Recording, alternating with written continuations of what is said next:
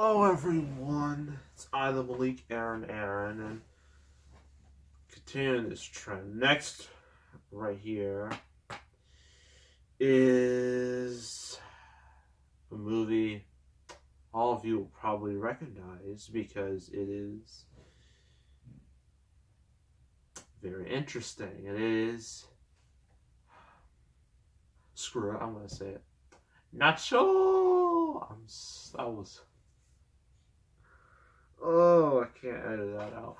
But Nacho Libre, starring Jack Black himself, who was recently in Jumanji Welcome to the Jungle. Still haven't seen it, but either I'm not going to see it in theaters and I'm just going to have to wait till it reaches DVD. I don't know. I might see it this weekend because this weekend is pretty slow. It's a pretty slow weekend, but yeah, this thing, y'all recognize it because it is one of its kind, a true masterpiece, the one and only Nacho Libre. So I'm going to show you the back, if you can read it. So I'm going to read. So Jack Black is more hilarious than ever as Ignacio, a monastery cook who feeds orphan children by day and by night transforms himself into Nacho Libre, a notorious luchador in stretchy pants. Spurred on by Esquirito,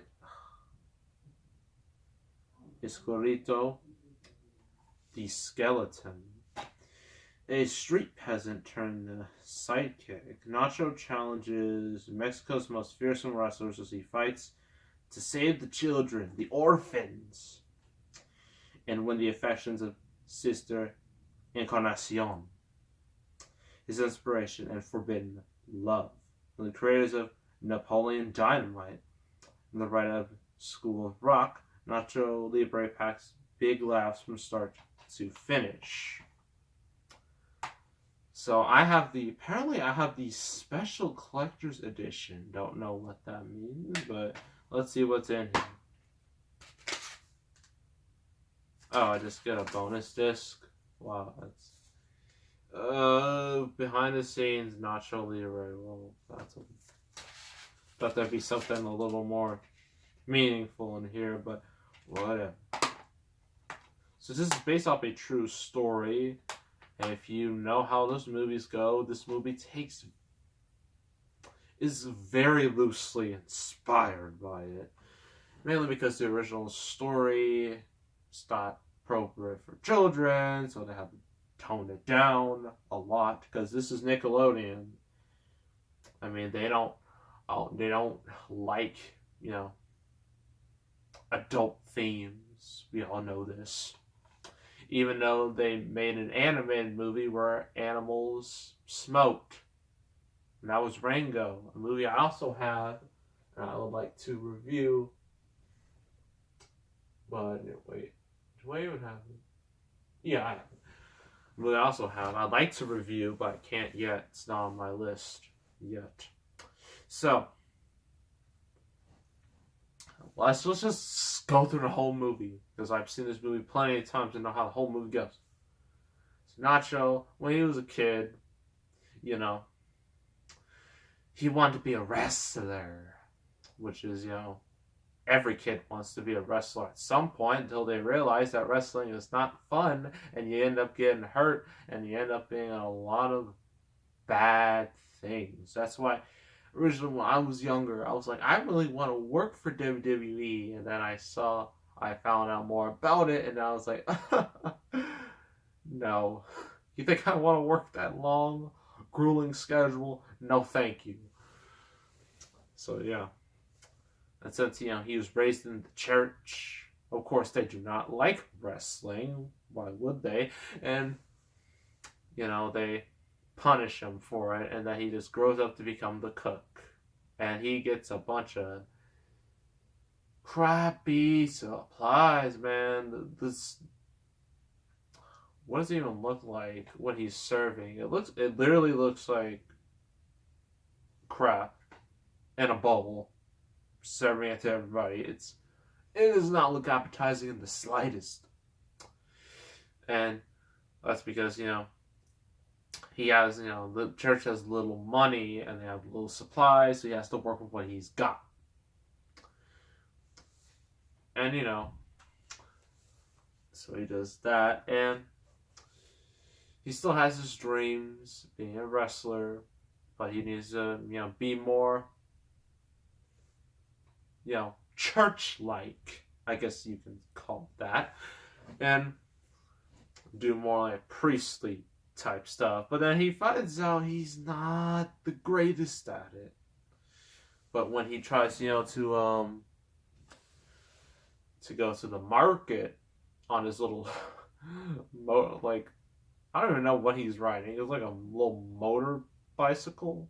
That's what it looks like to me. Until, the skeleton, this dude right here, this dude comes in, and then he, pretty much jumps Nacho. And, and then Nacho's real mad. But then, he has a love interest. Encarnacion. Sister Encarnacion. And they have... If you've seen Napoleon Dynamite, I haven't. I know I'm committing a serious crime by doing that. But I know that movie has a very awkward, love. Lovers, this movie has a lot of the beats that Napoleon Dynamite has, quirky opening, two people that were never meant to be together, then they end up being together. A lot of awkward things, it's very similar in style to Napoleon Dynamite. So, and that movie was a big hit, was a nice hit. So I understand why the director would want to recreate that. Makes sense. And so, Nacho and Encarnacion literally just sit in the room and just eat toast. And it's ugh. It's real weird. And then, Nacho tells, his love interest about his dreams, and then she's just like, it's forbidden. You can't do something like that. It's not godly. But I'm just like, but he's doing it for a really good reason, to help the orphans. Get better supplies. What's so wrong about that? But, he has to do it in disguise. And first he has the worst disguise ever. He has a ski mask and just a gray suit, a gray sweatshirt and sweatpants. It's bad. It looks like a really bad jobber in wrestling. But before that, he meets the dude who jumped him, and so he realizes, I need you to help me. And then they train in the most unorthodox training I've ever seen in my life. It looks more like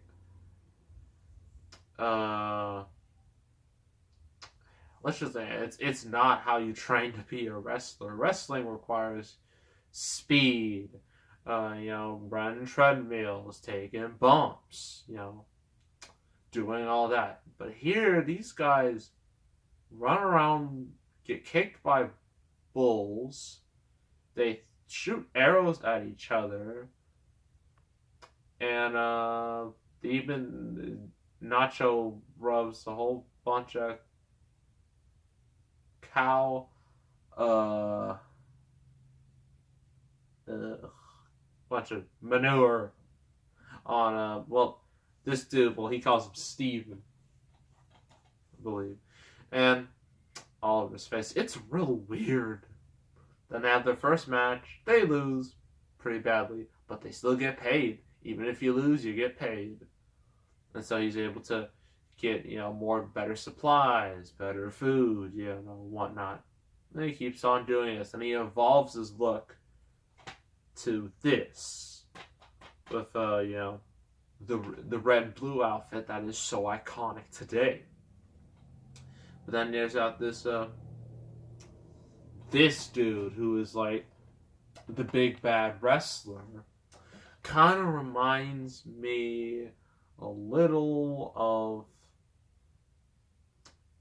I don't know, Vince McMahon-ish, where like he just doesn't listen to anyone, and he's like such a heel. Like he just Nacho, asks him, for an autograph, but like the dude's just like nope, and he's like just being a jerk to everybody, just being a typical kid movie villain. The more stuff happens, and like Nacho and his friend gotta sneak into this party, and then they go into disguises, and then one of the most awkward scenes in the whole movie, Steven gets a love interest, and this is a large woman, and then like she's attracted to him, and then they go into the room, and they don't do any sexy time. They don't do any of that because this is PG. Even though in the movie Steven literally throws a corn on the cob into another dude's eye. I don't think that's family friendly, but apparently they think it is. So I don't know. It's just Nickelodeon and their standards. But that like happens after the party, and then like Nacho and Steven get into like a fallout, and then they forgot, like all of them and a bunch of other wrestlers, they compete in like a battle royal. The winner comes like number one contender to fight this dude, for a lot of money. And of course, like neither of them win. But then everyone finds out about Nacho's secret. Then he leaves there, only to realize then go to the wilderness. Only to realize he's only like a couple miles from town. He's really not that far away. And he comes back, and then but he realizes all his stuff is gone, cleaned out, and so Steven tells him that the dude who originally was supposed to face the bad guy could not compete due to a scene where Steven pretty much sabotaged that dude's chances. Similar to how a lot of wrestlers, I need to tell. I guess how like Tanya Harding like did the Nancy Kerrigan, something like that, except a lot less brutal and violent. And so Nacho faces the main dude, the big bad dude, and he looks like he's losing, but all the orphans come and they give him support, and then he pulls the most ridiculous dive of all time. A dive so unrealistic and just so I mean, wrestlers today, like when they do dives, I mean they usually land like, it's usually like the wrestler is here, and then the dive's like here, and then just like this, like that. Nacho, the dude's running like this, and Nacho just, and then completely just ridiculous fashion, and then he ends up like, I believe he submitted the dude or like pinned him on the outside of the ring, which is not in the rule book of wrestling. This only works in falls count anywhere. You can't just do this on the outside and expect to win. That's not how wrestling works. You gotta do it inside the ring, or nowhere near the ropes. But he does it on the outside because he wins, because screw the rules.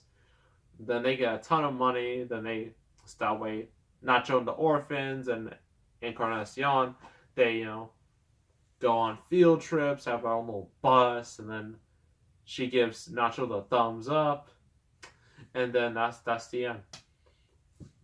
So what do I think of this? This movie's a classic. Everyone knows that. It's a classic in every sense of the word. It is. It has pretty much everything. It has a lot of comedy, a lot of, good old wrestling.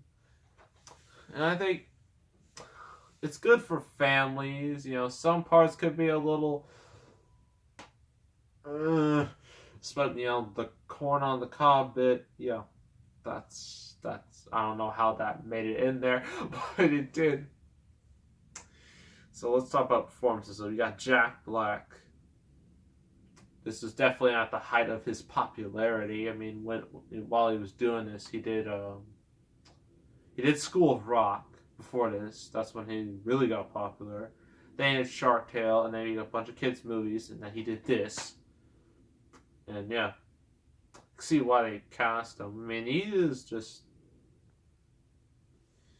is funny. This is like one of the funniest movies he's ever been in. Everyone else plays their roles really well.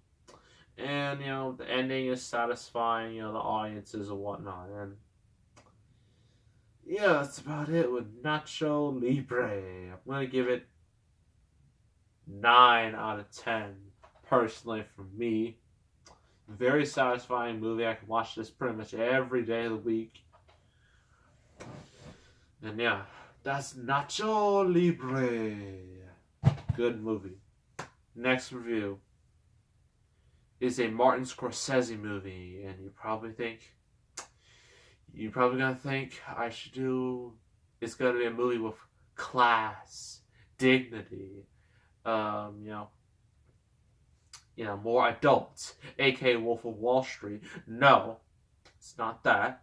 Wish it was, but I think it might be a little too racy and a little too inappropriate for some of my audience, because it's very rough for a movie. Doing a movie before that, he did Hugo, which I don't have. Before that, it's Shutter Island with Leonardo DiCaprio, his main dude. And I heard it has an ending that is quite unsatisfactory. I guess I'll just have to watch it to find out. In fact, I have to review 2 movies. Actually 3 that were somewhat unsatisfactory. 2 of them were more extreme than Shutter Island, but you'll find out what they are eventually. So, look out for that. Make sure to subscribe, like this video, leave a comment, and I will see you all next time. I am out.